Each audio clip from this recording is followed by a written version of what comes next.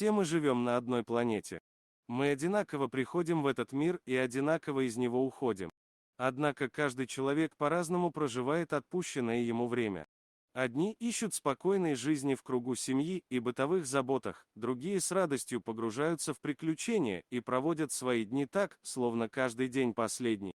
Но есть и такие, у кого жизнь, как в остросюжетном фильме, кажется превратности судьбы нескончаемы.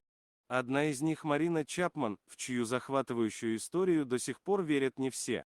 В видеоролике, приложенном ниже, цепочка странных и удивительных событий в жизни женщины, которая до сих пор ищет в ней первое звено.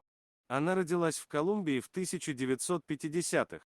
Ей было всего 4, когда ее похитили. Малышка играла у озера недалеко от дома, где жила с родителями.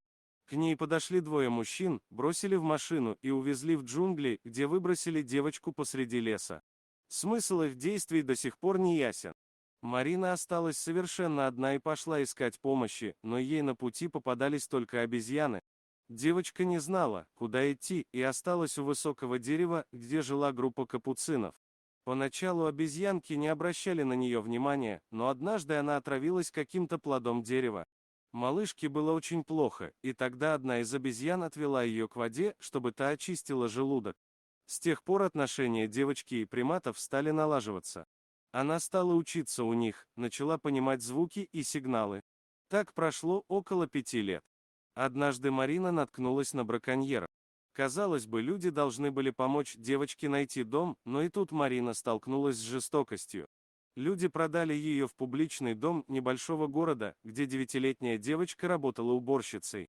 Спустя время Марина сбежала и выбрала удел уличной бродяжки. Девочка пыталась обрести семью в виде приемных родителей, но это не увенчалось успехом.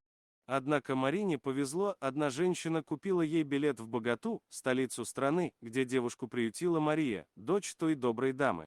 Это стало началом новой жизни. Когда Марине исполнилось 14 лет, Мария официально удочерила ее и предложила выбрать себе новое имя. Так она стала Лус Мариной. Спустя время семья переехала из Колумбии в Великобританию, где Марина стала работать няней и учиться. Там она встретила будущего мужа Джона Чапмана.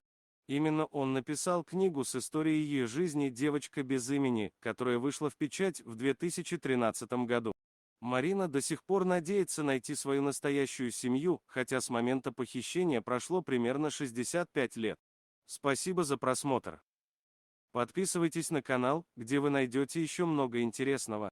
А также ставьте лайки и пишите комментарии, что думаете насчет этой истории.